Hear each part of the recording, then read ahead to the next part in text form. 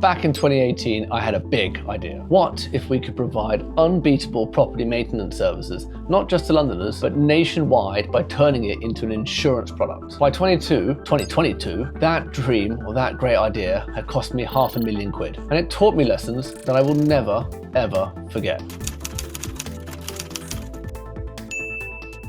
The idea was simple but ambitious. It does cost a small fortune when your boiler packs in, or your roof starts leaking, or the bloody tap flies off. So the insurance product makes sense. It makes sense to spread the cost of those potential repairs on a monthly basis. But nobody really loves their provider. There's long wait times, half-assed repairs, and generally everyone's left pissed off. I saw an opportunity to do it much better. And we were doing it much better across all of London at the time. And that's how Better Home Cover was born. Our aim was simple. We would set new standards for property maintenance and home emergency insurance. So by 2020, we'd launched Better Home Cover. It was a bespoke insurance product designed with an underwriter to fund maintenance and emergency repairs whilst saving customers real money. The potential was massive. Acquisition costs at the time were about £80 per customer, and with an average policy around £250, we were making about £150 profit per annum per customer. We built a robust network. We had branded vans and engineers, a 24/7 call center, and nationwide partnerships with contractors. Customer acquisition at the start was strong. 1,500 customers signed up pretty quick,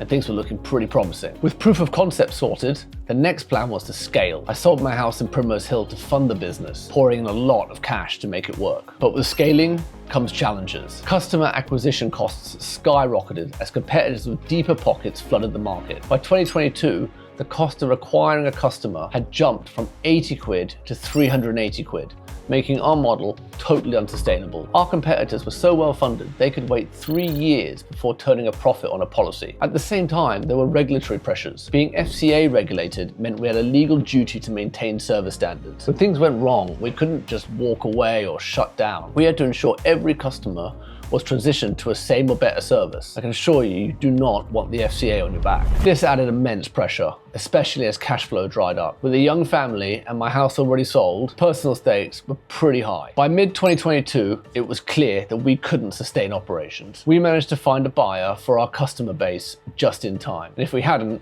the FCA would have kicked my ass and stepped in. It could have been so much worse. Ultimately, after factoring in the sale, I lost £500,000. If we hadn't sold, the losses could easily have got up to £1 million. This was one of the most difficult periods of my life, but it taught me a lot. My key takeaways: proper funding. We should have raised enough capital early on to manage all the front-end costs and be able to compete with any larger players or new entrants to the market. The business plan should have factored in all eventualities. You can't just pause operations when you need to raise another round of funding. You need to be way ahead of the game on that front. I thought that I could self-fund the whole thing, and that was a massive mistake. Secondly, trying to do too much at once and spreading ourselves too thin. My team and co-founders were excellent, but you need specialized expertise. Running marketing, compliance, operations at this level is no joke. High salaried specialists who've done it before are worth the investment. Third, we scaled way too soon. I definitely rushed growth before proving the model. Once we hit 1,500 customers, we thought we were the dog's doodahs and we were ready to go big. But we should have slowed down, found proper funding, and grown to at least 20,000 before even thinking about going bananas on the accelerator pedal. And finally, long-term thinking, the root problem: poorly built and maintained UK housing stock. It's a challenge that still needs solving, but tackling it requires very deep pockets, patience, and true innovation from the ground up. I still believe in the idea of better home services, not just in the prime markets, but across the whole of the UK and Europe. The industry is ripe for disruption, and I hope somebody is inspired to approach it with the right resources and mindset. If somebody could properly utilize AI here, the advances that are being made are insane. It could be an absolute game changer for this sector. At the end of the day, this venture cost me £500,000, and you could consider it a huge failure, which in fiscal terms it certainly was. But I won't give up. Over the next few years, I'm going to build a 100-unit portfolio from scratch, just to show that it can be done. If there's one thing I've learned, it's that even when you fail, you grow.